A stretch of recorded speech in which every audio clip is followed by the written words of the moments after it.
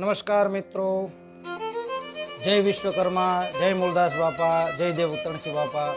અને હું છું લોક ગાયક ઘનશ્યામ પરમાર મુંબઈથી.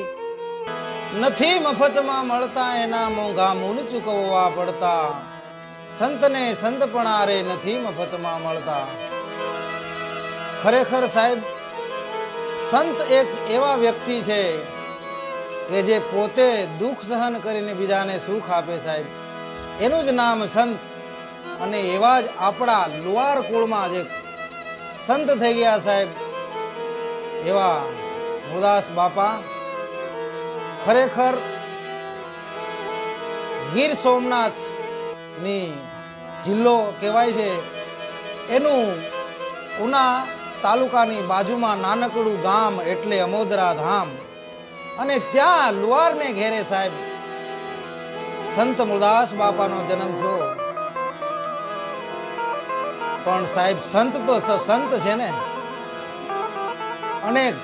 એમણે અનેક લોકોના દુઃખ દૂર કર્યા, અનેક લોકોને દુઃખમાંથી તાર્યા. એવા સંત મૂળદાસ બાપાની જ્યારે આપણે વાત કરવા બેસીએ ત્યારે ખરેખર સાહેબ એટલી વાતો છે કે આપણે આગળ ટાઈમ ઓછો પડે. પણ મને એક પ્રસંગ બહુ ગમે છે અમરેલીનો, આપણે એની થોડી ટૂંકામાં વાત કરીએ. કારણ અડધીક રાતનો મજલ ભાંગેલો સાહેબ, અને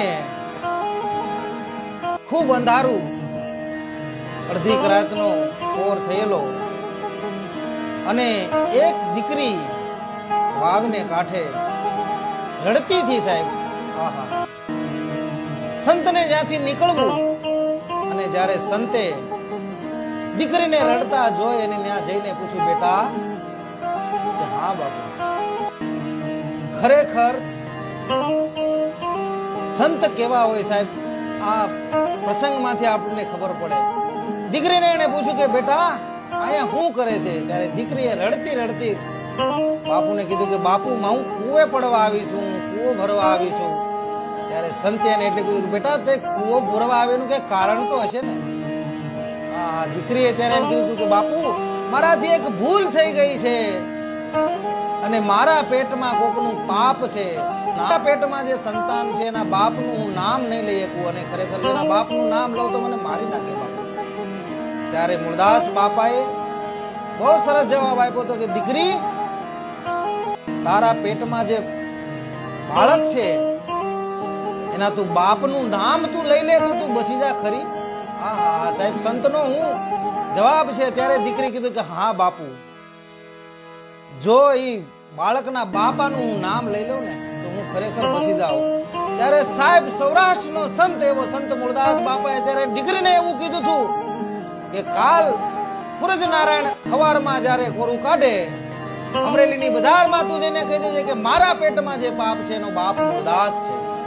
હા હા હા સાહેબ. પણ દીકરીએ કીધું કે બાપુ તમને કોઈક માર છે, અમરેલીની બજારમાં તમને માર છે બાપુ. ત્યારે સંતે એવો સરસ જવાબ આપેલો કે બેટા, જો તારી જિંદગી સુધરી જતી હોય ને તો મને માર ખાવો મંજૂર છે, અને અમે તો માર ખાવા હાટું જન્મ્યા છીએ. પણ જો બેટા તું ઉગરી જતી હોય ને તો મને માર ખાવો મંજૂર છે.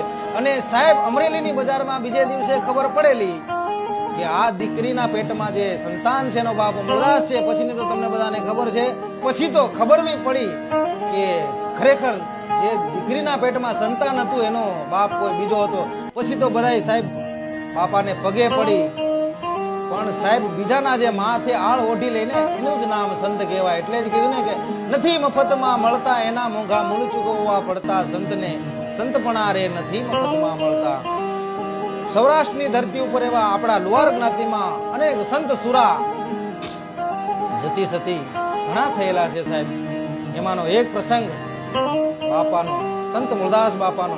અને ખરેખર જ્યારે અમોદરા ગામમાં અને અમોદરા ધામમાં તારીખ 17/4/2024 અને બુધવાર 245મો ચૈતન્ય સમાધિ તિથિ મહોત્સવ જ્યારે ઉજવાઈ રહ્યો છે સાહેબ, ત્યારે આપણા મનમાં ખૂબ આનંદ હોવો જોઈએ. અને અમોદરા ગામે જ્યારે આવું રૂડું આયોજન થઈ રહ્યું છે અમોદરા ગામે મંદિરમાં, તો સાહેબ દર્શનનો લાભ બને એટલું આપણા લુહાર જ્ઞાતિ અવશ્ય લેજો. ખરેખર બાપાના દર્શન કરવા એક અમૂલ્ય લાભ છે. અને અમોદરા ધામ મંદિરમાં રૂડો અવસર ઉજવાય, દિવ્ય ઉત્સવ. તો આપણે બધા એમાં સહભાગી થઈએ. જય વિશ્વકર્મા, જય મૂળદાસ.